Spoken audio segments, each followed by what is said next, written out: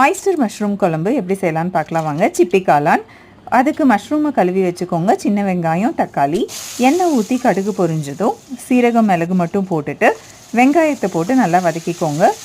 இஞ்சி பூண்டு ஆட் பண்ணிவிட்டு கொஞ்சமாக உப்பு போட்டு கருவேப்பிலை போட்டுக்கோங்க. அதுக்கப்புறமா ஒரே ஒரு தக்காளி மட்டும் இது கூட சேர்த்துனீங்கன்னா போதும். அதுவும் நல்லா வதங்கட்டும்.